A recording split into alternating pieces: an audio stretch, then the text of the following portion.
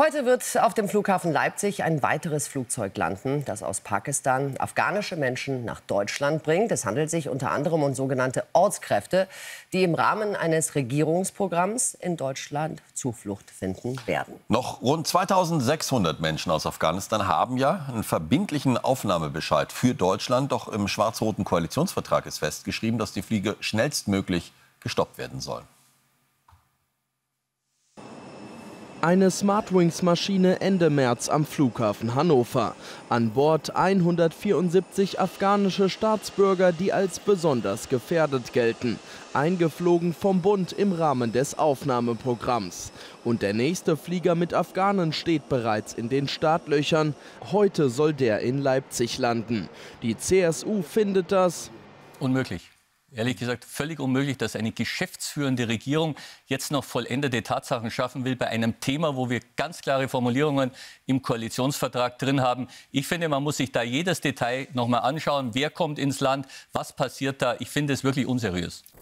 Dem Auswärtigen Amt zufolge haben noch rund 2600 Afghanen eine verbindliche Aufnahmezusage für Deutschland, weil sie als besonders gefährdet gelten. Doch unter den 162, die heute in Leipzig landen, sind gerade mal 5 Ortskräfte und ihre 19 Familienangehörigen, berichtet die Bild-Zeitung. Wer sind also die restlichen 138 Personen? Wer einen der begehrten Plätze im Flugzeug nach Deutschland bekommt, entscheiden NGOs. Welche? Darüber schweigt die Bundesregierung. NGOs, wo nicht die Sicherheitsbehörden darüber informiert sind, wer das genau ist. Trotz sogenannter alternativer Glaubhaftmachung über die eigene Identität, weil die Dokumente entweder gänzlich gefälscht sind oder verfälscht sind, bekommen sie eine Visaerteilung durch das Auswärtige Amt und werden dann in die Bundesrepublik Deutschland verbracht. Soll also heißen, wir wissen gar nicht genau, wer da kommt. Kopfschütteln auch bei Städten und Gemeinden, die, was Finanzierung und Unterbringung angeht, schon völlig überfordert sind. Wir brauchen keine Abfertigung nach dem Motto warm, satt, trocken, sondern wir müssen uns um die Menschen kümmern, die hier sind, die wir jetzt schon in Deutschland haben. Und umso mehr neue zu uns kommen in der Vielzahl, wird die Integration nicht gelingen. Im Koalitionsvertrag haben sich Union und SPD grundsätzlich auf den Stopp von Aufnahmeprogrammen geeinigt. Das soll auch unverzüglich umgesetzt werden, so die CDU.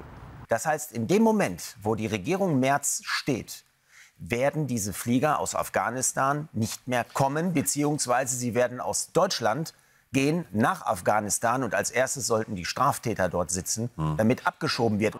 Bis die neue Regierung aber im Amt ist, geht das Aufnahmeprogramm weiter. Im April sind noch insgesamt 3 Flüge für Afghanen nach Deutschland geplant.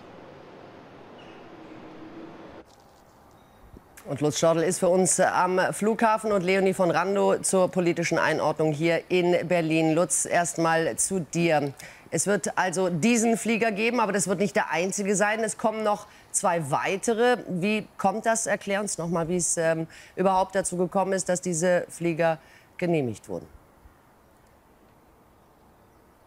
Nun, es ist ja so, dass es im Rahmen dieses freiwilligen Aufnahmeprogramms Zusagen gegeben hat. Zusagen an diese Ortskräfte, von denen, ihr habt es im Beitrag ja schon genannt, nur 5 in der Maschine sitzen werden. Es sind über 100 Personen, die nicht in dieses Muster fallen, die also von NGOs, sagen wir mal, nominiert wurden, wo wir nicht wissen, wer hat dort Pässe besorgt etc.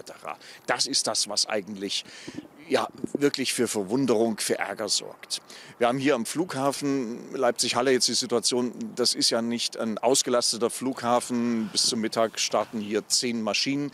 Unsere letzte Information ist jetzt, dass die Maschine, die also heute erwartet wird, erst am Abend kommt, zwischen 19 und 20 Uhr. Also da ist eine ganze Menge Zeit und da ist hier im Grunde auch kein Flugverkehr mehr. Da geht dann der Frachtverkehr der DRL los. Also das kann man hier ganz normal takten, ohne dass man genaueres ankündigt.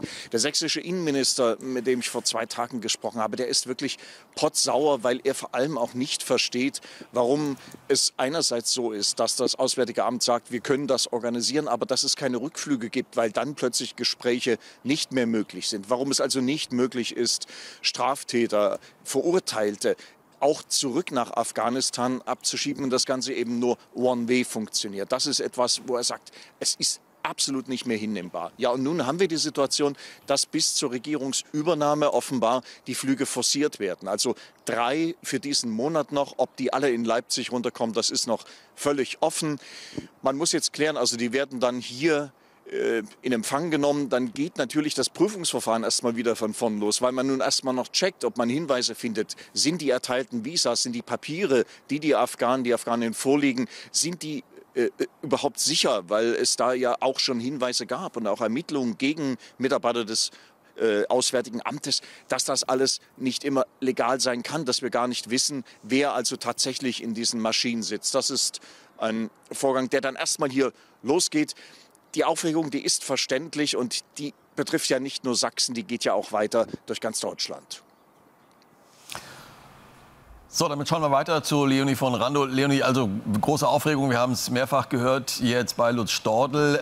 Jetzt soll aber bald Schluss sein, sagt die Union. Keine freiwilligen Aufnahmen mehr. Ist das jetzt Symbolpolitik oder steckt da wirklich was dahinter? Weil andererseits ist es ja so, das Auswärtige Amt hat gesagt, wir haben eine Zusage gemacht, zumindest für 2600. Und die kommen dann nicht mehr? Schönen guten Morgen, ihr beiden. Doch bei diesen 2600 Personen, denen schon eine Zusage gegeben wurde, soll es in jedem Fall bleiben. Das hat das Bundesinnenministerium auch noch mal klargestellt. Man möchte da wirklich zu seinem Wort stehen. So ein bisschen, finde ich, hat man aber das Gefühl, dass auch der geschäftsführenden Bundesregierung klar ist, dass man mit diesem Thema keinen Blumentopf mehr gewinnen kann, weil eben doch in der Gesellschaft viel Ablehnung sozusagen ihnen entgegenschlägt. Denn die Verwunderung ist eben groß darüber, wie eben vom Kollegen Lutz Stordl ja auch schon ausgeführt, warum es möglich sein soll, Menschen aus Afghanistan hierher zu bringen, aber eben nicht andersrum im großen Stil abzuschieben. Also warum man die wenigen diplomatischen Beziehungen, die es in das Land der Taliban gibt, dafür nutzt, um eben Leute herzuholen. Und die ganz große Empörung, die rührt eben auch daher, dass es eben nicht nur die Ortskräfte sind, die die Bundeswehr während der Jahre in Afghanistan unterstützt haben, die hierher kommen, sondern eben Menschen, die unter teils nebulösen Umständen ausgewählt werden, noch nicht mal so richtig von staatlicher Seite, sondern eben von NGOs. Es gab auch Berichte darüber, dass Mitarbeiter von NGOs die Personen entsprechend briefen, was man am besten sagen sollte, um einen Platz in den begehrten Flugzeugen dann eben auch zu bekommen. Und dementsprechend groß ist jetzt die Empörung darüber, dass die amtierende Bundesregierung weiter an diesem Programm festhält, obwohl sie ja eigentlich schon abgewählt ist. Jens Spahn von der Union beispielsweise, der hat sich darüber empört und auch Armin Schuster, eben schon genannt, der Innenminister von Sachsen, die wundern sich eben darüber, warum man das auf den letzten Metern jetzt noch macht. Klar ist immerhin, es wird 2 Flüge noch geben, einen am 23. April und den letzten dann am 29. April. Und nur eine Woche später, am 6. Mai, wird ja dann Friedrich Merz voraussichtlich im Deutschen Bundestag zum Bundeskanzler gewählt werden. Und dann ist endgültig Schluss mit diesem Thema und mit diesen freiwilligen Aufnahmeprogrammen. Also das zumindest ein Wahlversprechen, was die Union immer wieder im Wahlkampf vorgebracht hat, was sie jetzt auch halten kann. Leonie von Randow, recht vielen Dank.